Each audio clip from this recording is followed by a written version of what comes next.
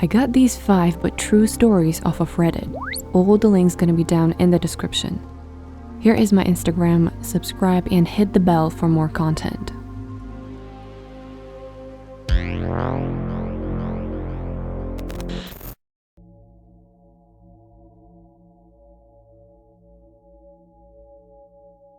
I'm 27 now, and my brother, who's part of the story, is now currently 23. I was about 13 when this happened, and me and my brother still remember it. I can't remember what day this occurred on, but it was a school night at about 11 p.m. My brother and I shared a room, which meant we also had a bunk bed. My brother slept on the top bunk and I slept on the bottom. I'll need to explain the layout a bit so you guys can have some context as to why I can't explain what happened. Directly outside of our room is the main hallway to the house. To the left of our door is our parents' door, a utility closet at the very end of the hallway next to their room. Then the office room and the bathroom on the opposite wall of our room.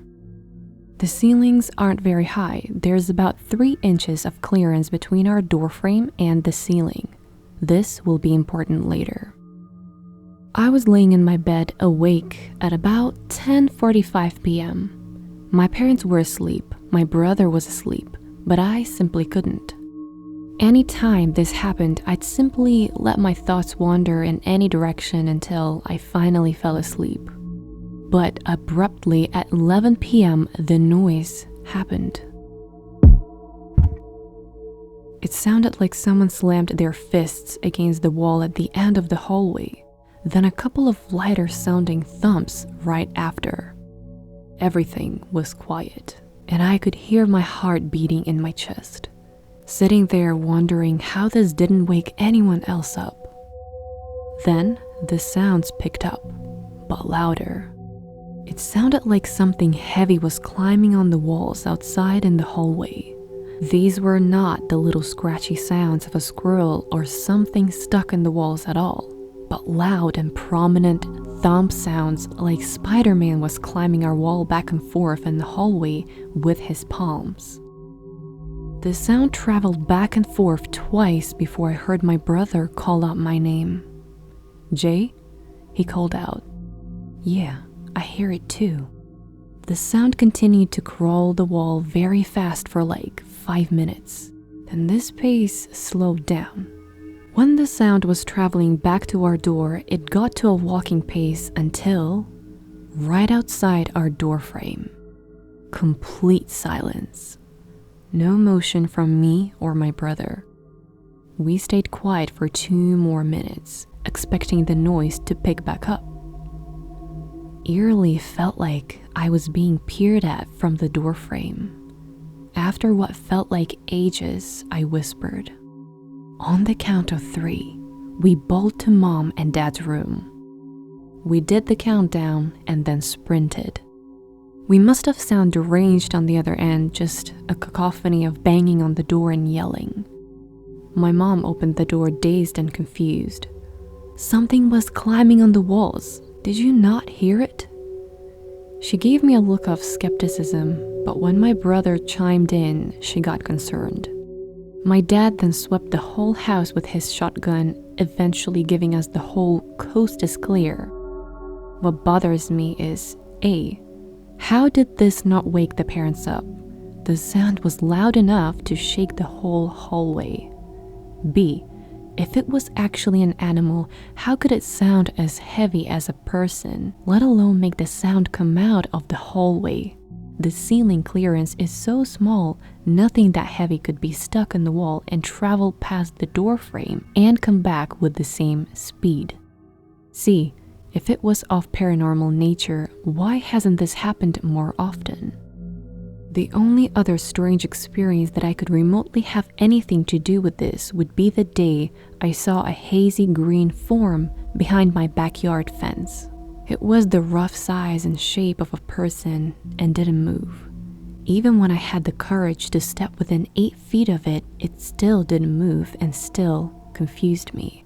It wasn't a vapor or smoke or a small cloud. Just a gray mass that you could look through like your vision was colorblind on the other point behind the fence. I've never experienced anything like this since.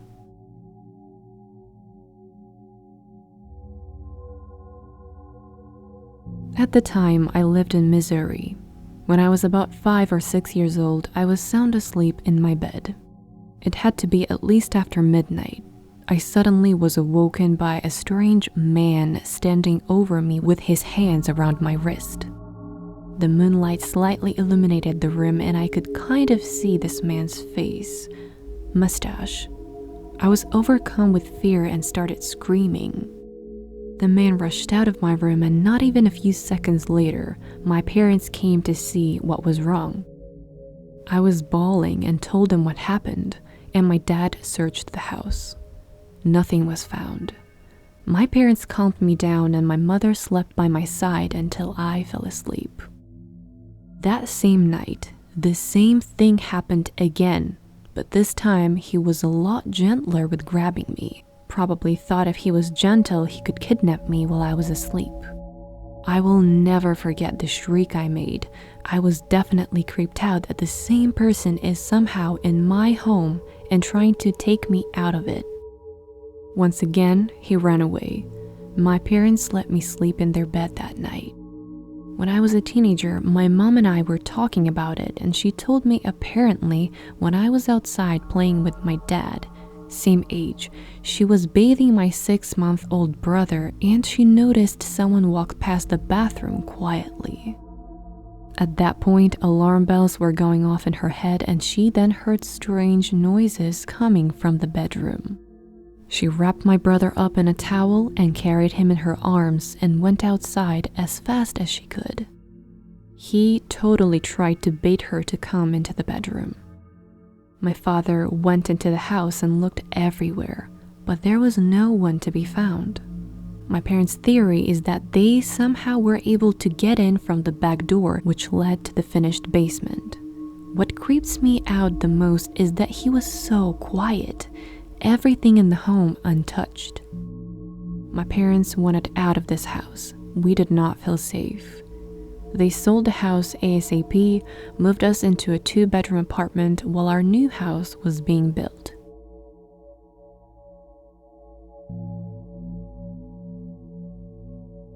Just some background to the story. I was 16 years old and lived in an old house, 2-story in the Netherlands located near the forest in a farmer's village. Now to the story. I have always been sensitive to things that happen around me. I never felt safe in my own house. As a kid, I would never play in my own room because I was too scared to be alone upstairs. And if I would go to sleep, I would sneak downstairs until my parents would go to sleep, so I wouldn't have to be alone. Throughout the years, I think I have gotten used to the feeling that somebody's watching me in my own room, seeing shadows, hearing voices, or even feeling something hitting my head. Sometimes I would confront my parents about this, and they would tell me that the house is old and that people have died in the house, that it might be their spirits. Fast forward to that night, it was a normal night for me. I went to bed and thought nothing of it, until I woke up in a pure panic in the middle of the night. I remember getting up out of my bed, but I was not in control of my own body. The closest thing I can describe it to is if it is like you're half awake, but still in that sleepy state. There was a voice in my dream that told me that I have to leave. Get out, you need to get out, was the only thing I heard. It is now years later and I still know exactly what that voice sounds like. The voice wasn't like my own voice. It was lower and demanding. To give you a view of my room at the time, my door was wide open and is always wide open because it makes me more comfortable to sleep. But in my dream, there was no door. So if I wanted to escape, I could have gone through the door, but I couldn't see it, as if it was not there. On the opposite side of the door is a window that I barely open. I stood up in a panic, knowing that I had to leave the room no matter what. You need to leave. Hurry. You need to get out. were the only thoughts that rushed through my head as I was frantically touching the walls for an exit.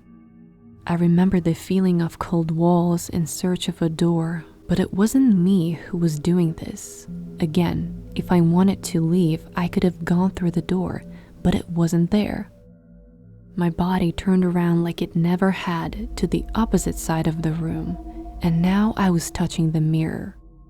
The weird thing is that I couldn't see my own reflection, but I remember touching the cold mirror. My panic was getting worse, as if someone was coming for me. That is the only way to describe it. Then, all of a sudden, I turned to the window. My thoughts changed from get out to you need to jump. I ran to the window and placed my hand on the handle. You need to jump, get out, and jump. Those are the only thoughts that go through my head. Since I never really open my window, it is very hard to open and it makes a loud squeaking noise when it opens. I turn the handle and the window opens, making this loud squeaking noise, so loud that I woke up. There I was, standing there with my hand on the window ready to jump 2 stories down. I took a step back and tried to process what just happened, but since it was the middle of the night, I just went back to bed, thinking it was just a dream. I woke up the next morning, shocked.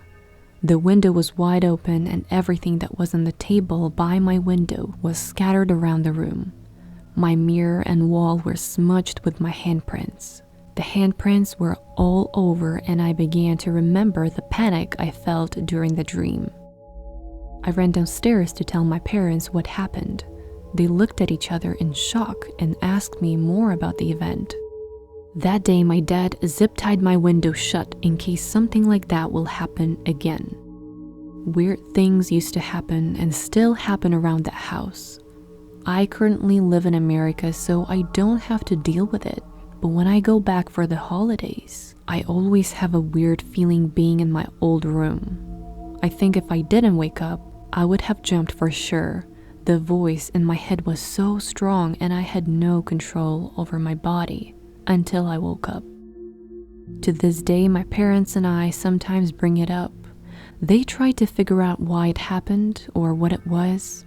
I personally have no idea what it could have been. The only thing I could think of is that it could have been an angry spirit, but I have no idea.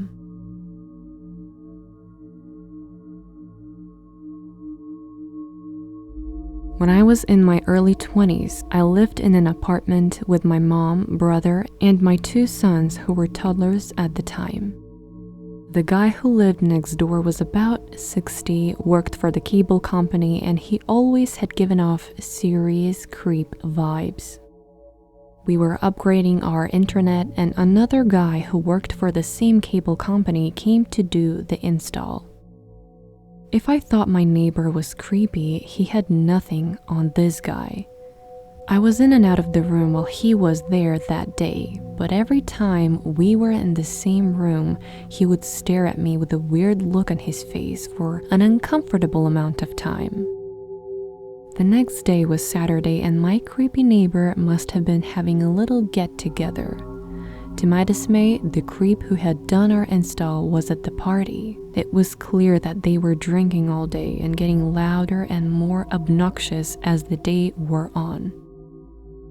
A little after 8 p.m., both my mom and brother left, leaving me there with just my 2 young sons. Around 8:30, there was a knock on my door, and there stood the creepy installation guy. He was clearly drunk and he said that he had forgotten to have my mom sign some document the previous day. I said, "No problem, I'll sign it now," and he took a step in an attempt to enter my apartment.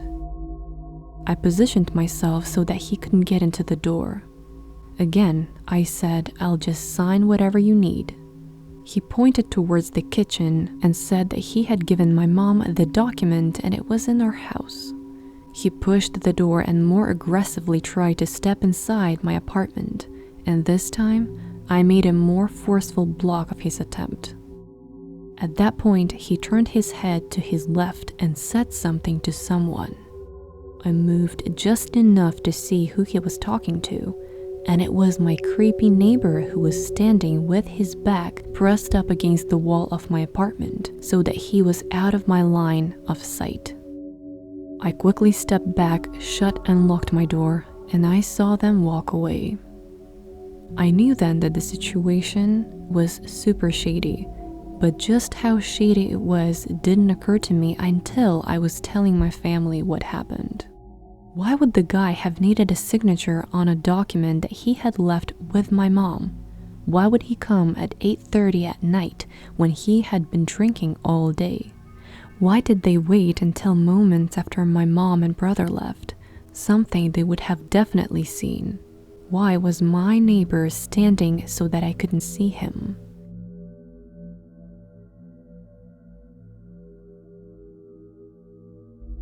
This did not happen to me, but to one of my good friends. He told me this story when we were sharing scary or unsettling things we've experienced. I believe that it is true. He was turning ghost white as he continued telling the story and was close to tears when he finished. For the sake of making the writing easier, I will write it in his perspective. I lived in a small bay town when I was younger. A town small enough to the point where everyone knows each other and any gossip would be consumed by the town in less than an hour. I had a friend who I will address as Jake, and we did everything together. There wasn't much to do in a small town, so we'd usually play video games all night and drink if we could find any alcohol. Jake always talked about how he'd hear strange noises in his house at night, especially when he was alone. His house was old, and apparently a murder had happened at that house, and other people died there due to the other causes such as illness. Horror stories were common to keep the children out of danger in small towns, or just for older kids to scare the young ones. I was 16 and Jake was 17 at the time. We had planned to stay up the entire night playing video games, eating snacks, and drinking some beer. He had recently started talking more and more about his old house, but I brushed it off as him trying to scare me. Everything was normal when I walked to his house that night. We went into his bedroom, which was on the bottom floor of the house, and started our night. His parents were out, so we had the house for ourselves. About an hour in, I left his room to go use the bathroom. The bathroom was up a flight of stairs, which opened to a hallway down the length of the house, with the bathroom being at the end of the hallway, and above it was the ceiling attic hatch. After using the bathroom, I noticed the ceiling hatch was open. I thought it was strange, so I went back to Jake's room and told him. Both of us went back and just stared at it, trying not to show the uneasiness that was tying a knot in our stomachs.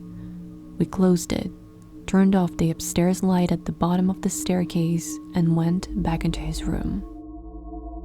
An hour and a half later, Jake had to use the bathroom. Before leaving the room, he busted a joke about how the hatch was going to be open again, and as a joke, in return, I said I'd walk upstairs with him to investigate. We turned the corner that leads to the staircase, and the hair stood on our necks as we saw light shining down from upstairs. We looked up the stairs, seeing the wide open attic hatch. We slowly approached it, quickly closed it, and ran down the stairs as fast as we could back into Jake's room, slamming the door shut and locking it. Neither of us had the stomachs or bravery to hide our fear at that point. We were so paranoid that we slept in the same bed. We didn't hear any noises as we tried to sleep, but eventually I managed to drift off. Falling asleep, I woke up and found myself in a dream. The world was black and white. I realized I was in Jake's room, and it felt so realistic that I did not even notice I was dreaming at first. I got up from the bed and something drove my body over to the window. Between two hedges which had previously not been there, A lady in a wedding dress stood below an arch that was overgrown with dead vines. She turned around and saw me and started to smile. At first it was not creepy, but then her smile started getting wider and wider until it reached both of her ears. A ring filled my ears and she started laughing. Something started scratching at the door that was to my back, but no matter how hard I tried, my eyes were locked on the lady in the dress. I could not move, and I was paralyzed with fear. At that moment, I woke up, but I was on the couch in Jake's room and not his bed. His eyes were wide when he saw I was awake and asked if I was up any time during the night. Confused, I told him no. He then told me that in the middle of the night, I got out of the bed and stared out of the window with a wide grin on my face. He explained that after that, I left the room and he heard a large thump. Then I came back into the room and fell asleep on the couch.